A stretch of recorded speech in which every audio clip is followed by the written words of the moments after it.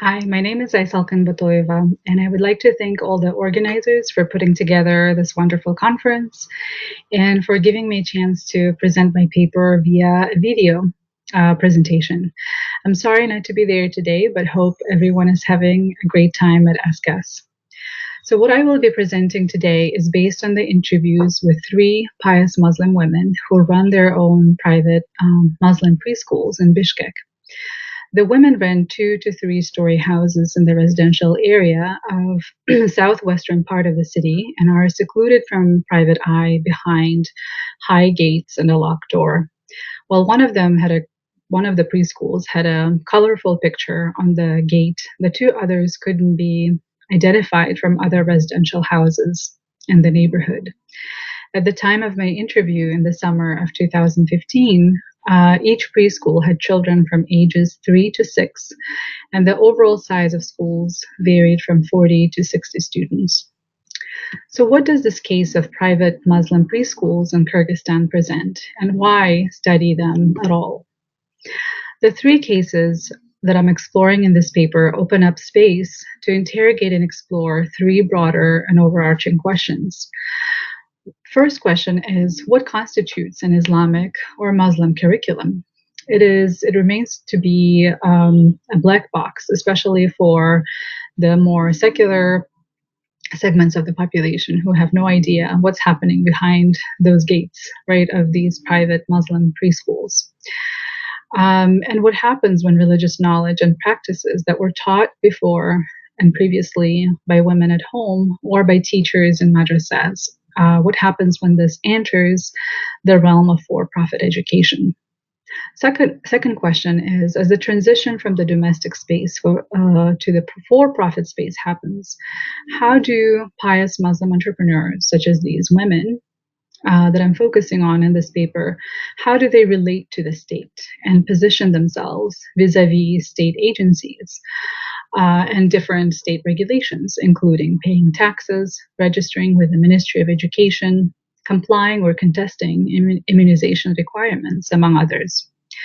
And finally, the third question is, does entrepreneurship guarantee empowerment and agency to women such as these? So let me quickly introduce the respondents. Their names are changed for confidentiality purposes. The first respondent is Muslima. She's an ethnic Russian herself. She converted to Islam in early 1990s and was one of the women in the first cohort that entered the Islamic University in Kyrgyzstan. She later married an ethnic Dargin man, ended up dropping out of the Islamic University, and basically was a stay-at-home mom for a number of years before she decided, with the help of a relative and her spouse, to open a childcare. She opened it at her home first, but then saw that the demand is actually pretty high for private preschools. And that's what she ended up doing in early 2000s. Second respondent is Habiba, an ethnic Kyrgyz who grew up in Osh. Her professional background is in teaching. She taught at the State University in Osh, teaching English language classes, later in high schools in Bishkek. And finally, she decided, again, with the help of a relative and with the financial support of her spouse, to open a private Muslim preschool in 2009. The third respondent, Muhabat, is an ethnic Uzbek. Her professional background was in medicine. She worked as an OBGYN for 10 to 12 years. And when she started veiling in late 90s, early 2000s, and practicing religion more openly, according to her, she felt very much judged and discriminated against at work. So later on, she decided to enter the for-profit sector and switch basically her profession into being an entrepreneur, but also an educator. So, what made these childcare centers Muslim? How do these women, right, the owners of private Muslim preschools, position and distinguish themselves vis-a-vis other similar preschools? Since private preschool education is generally expensive in the city, my respondents took the market prices into account when setting their rates. Higher pay comes with obligations, however, and a lot of the families expected them to prepare their children so that they could enter public primary schools or private primary schools, taking tests and being able to read and write and so forth. So Muslima notes that the last cohort she graduated could read 20 words per minute on average and could write even with dictation. She took pride that her goal was to prepare the children not for any school, but for private primary schools known for their higher standards and higher requirements. Aside from the general education, however, my interlocutors had to distinguish themselves from regular preschools. From their narratives, it was clear that there was no straightforward answer as to what makes them Muslim. Rather, it was a bricolage, or in other words, a creative amalgamation of different teaching methodologies and adaptations. Overall, several major practices were adopted by all three respondents. It was teaching the basic educational curriculum as well as Quran and Arabic, cultivating existing or aspirational habitus of a pious person, sensitizing children to proper Muslim adib or discipline and iman, faith, providing good halal nourishment, and cultivating proper ethnic and gender identities. I'll stop on a few of these very briefly due to time limitations. So my respondents tailored, obviously for the religious segment of the society, and they shaped their curriculum in such a way as to teach the right ways of behavior and manners, taste and preferences, values and norms, and delivered classes in such a way that they thought was most palatable to their target audiences. So Adep and Iman was at the top of the list. As Muhabbat emphasized, children in our preschool tell each other, don't do this, don't do that, Allah will punish you. In comparison to other preschools, we don't hear children swearing. They're pure and they believe everything you say. We teach them that Allah created them as pure souls. And we are all created to only do good, not to lie, not to steal. We are created for good things. Halal food was of utmost concern for my respondents as well. Parents expected the food to be halal, they explained. Daily meals were cooked at these centers, so the owners felt they were accountable for how they fed children. Sharing how they went about choosing individual suppliers and sellers, my respondents shared that they chose to buy meat or produce from someone they had already established rapport with, or someone who was highly recommended by their network as a trustworthy and pious Muslim. In addition to their own network and hearsay, my respondents, like many other entrepreneurs I interviewed for my dissertation project, they relied on private halal certifiers. Halal certification made their work easier in devising who to trust among providers of meat, dairy, and produce, as well as in communicating to existing and prospective clientele that the food these preschools prepared was indeed halal. So when I asked, why does it matter so much? Why adal tamak or halal food matters so much? Habiba explained it in terms of nourishment, proper nourishment leading to proper behavior and manners and proper morality, right, among children. So as you can see in this quote towards the end, she says, when we eat that meat, right, the non-halal or haram meat, it will manifest itself in humans in the form of aggression. That is why it's in our interest to buy meat in a trustworthy place. Our health, our children's health, and their abilities are affected. Food can even affect one's personality. Besides, we want our prayers to be accepted as well. That is why adal is a priority for us. I'll skip the Quran due to time limitations, but in one of the other interesting components was it was really important for my respondents, right? They emphasized that they teach children not just to be a good a good person, but also girls were taught to be girls and boys were taught to be boys. In other words, all of these three respondents, they aimed to cultivate the traditional patriarchal gender roles. So some of the girls in these preschools were veiled, and Habiba, especially an ethnic Kyrgyz respondent, she emphasized saying, well, parents, when they bring their children to my preschool, they ask us to make their children Kyrgyz. These practices of Muslim preschools seem to have satisfied most of the families, and all three respondents shared that the demand for such schools is growing. Besides their clientele, however, the day to day operations of preschools is very much connected to the state. So, how do these pious Muslim women relate to the state?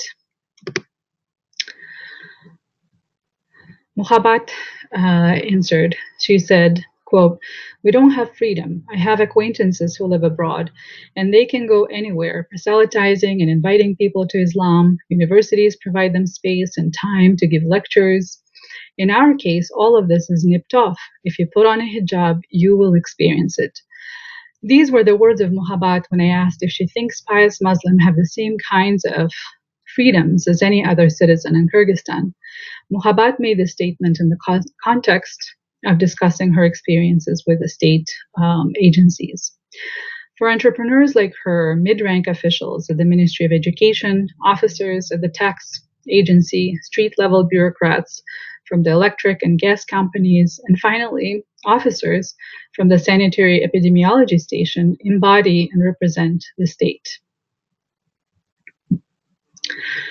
By paying attention to these encounters between these entrepreneurs and specific state agencies, as well as these three respondents' emotions of frustration, contempt, and distrust towards the state, I follow Lashkovsky and Medlin Reeves's call to study state-society relations through the prism of understanding the state as, quote, thriving in embodied affective resonances within and between persons and things, end of quote. In their edited volume, Lashkovsky and Reeves argue that the state continues to elicit a wide variety of intense emotions, such as hope, fear, anger, desire, hatred, and pride. So if we are to understand Muslim women's experiences of doing business, it is key to explore their activities and procedures that they need to go through, as well as affect, their feelings and their emotions that are associated with with their interactions with diverse state agencies.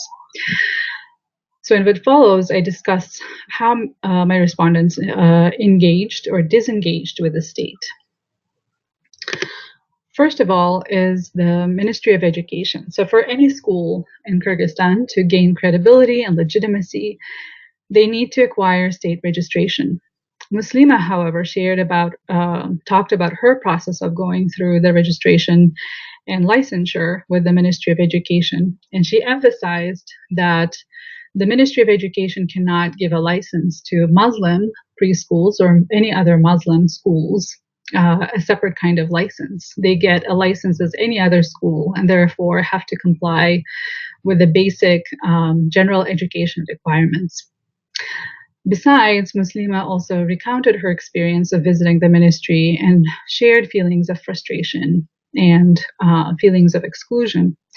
She said, "When I went to the Ministry of Education, frankly, they bounced me off. This is not right. That is not right. You need to revise this. Although all of our papers were according to the government standard." She later says that she hired a lawyer and then submitted her documents basically through someone else. And when she told this experience to her lawyer, the lawyer basically advised her not to, quote, "It's best if you don't go there yourself, not to freak people out." In other words, she says, "Our people at the top don't yet acknowledge us and our ability to work as anybody else."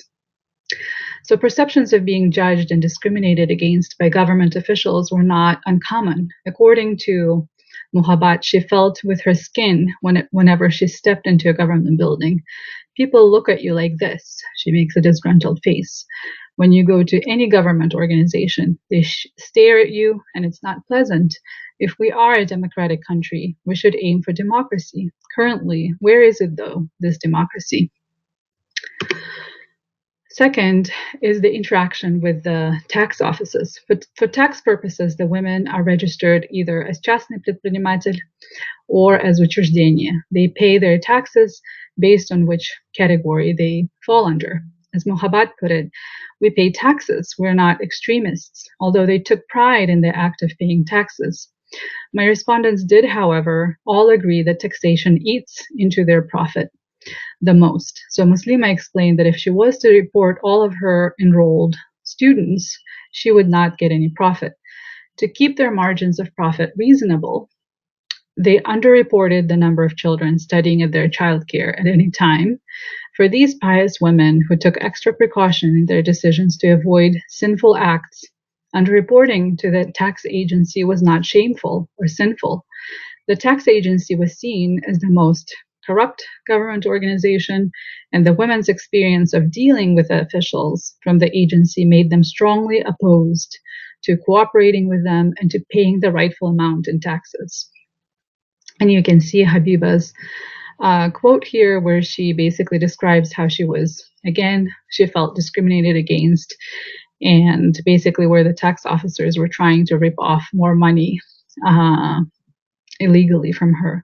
So they all rationalized their semi-illegal activities of underreporting the exact number of children in their preschools by the fact that they're mistreated and by the fact that these agencies are corrupt and their feelings of being discriminated and marginalized by state authorities. The next state agency that they have to deal with the most is the Sanitary Epidemiology Station. And this is another government agency that oversees and aims to regulate their work and the work of a wide range of enterprises. It is this Sanitary Epidemiology Station, or SES's prerogative to oversee the private sector and companies' compliance with the government standards on sanitation, hygiene, immunization, and so forth. So SES and Muslim entrepreneurs do not appear favorable of each other's work. Mohabbat, for example, was an ardent anti-immunization advocate. And although she did not actively promote it among parents, she welcomed and supported parents who did not want to immunize their children. She explained her stance regarding immunization as follows. As you see in the quote, she says, "We declined immunization. Parents can decide themselves. I told them that they can get their children immunized at the local clinic, but overall, it's their choice." And she goes on to say that Allah basically protects us, and we do prayers in the morning and in the evening, and therefore immunization is something that she considers, although she was a medic herself, unnecessary, and it's up to parents basically to decide whether they want their children to be immunized. She later acknowledged that there was one case of meningitis that year, but the rest of the children were not infected.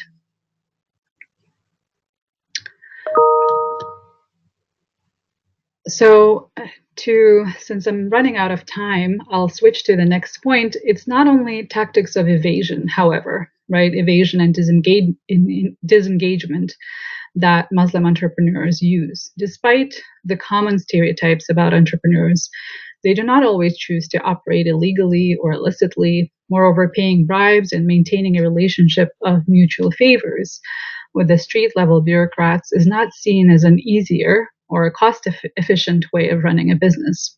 Working illegally also takes an emotional toll. Many entrepreneurs acknowledge that they are in constant fear of being busted and penalized in some way. So Muslima was one of them, one of the entrepreneurs who actively sought to be registered, and she submitted her documents to the ministry to get a license and then to switch basically the building. In Russian, it's called перепрофилирование, basically switch the registration of the building from a private residential house to a for-profit house. And her utility fees would basically double. But she didn't care. She said, it will be still better instead of giving a bribe to every control officer. They also change every year. One comes and asks for one amount, then another comes. It's an endless ordeal. In the last 4 years, I paid so much in bribes that I'm now happy to pay everything legally, to pay higher utility fees. It gives me a peace of mind, and I won't be worried that I'll be caught. So, just the last point on empowerment and marginalization. These preschools, basically, for all three respondents, are means of generating income for themselves and their families. While they're running most of the operations themselves, they do receive help from family members, especially from their spouses. There was a strong narrative of spousal support in all three interviews. Their networks are, however, in general, limited to a few similar preschools. All three of them knew each other, but otherwise they remain secluded and feel marginalized by anti religious sentiments around them and mostly by the state officials. So, in conclusion, the first conclusion is that private Islamic education in Kyrgyzstan currently represents an open space where the rules of the field are still being written and are being constructed by or through techniques of bricolage. Women entrepreneurs draw from diverse sources and authorities of religious knowledge that they can access.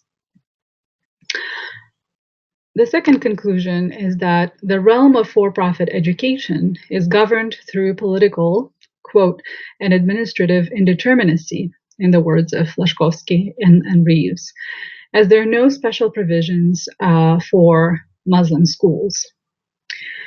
The women who run these schools, therefore, employ tactics of engagement and disengagement with the state as they seek to basically make sure that their day-to-day operations are done, that they actually can open the doors on a day-to-day basis. So they themselves basically have to selectively choose either tactics of engagement or disengagement with the state agencies. And finally, field of private Islamic education reinforces the image of Muslim women as isolated and excluded due to the feminized nature of the educational sector and the physical seclusion that these Muslim preschools have or seek. The isolation complicates the conventional story of female entrepreneurship and empowerment that these private for-profit schools otherwise present. I'm sure there will be more questions, and I'm happy to answer to them either today through Skype, if that becomes a possibility, or you can always email me either to my personal email or to my work email address. Thank you so much for your attention. Bye.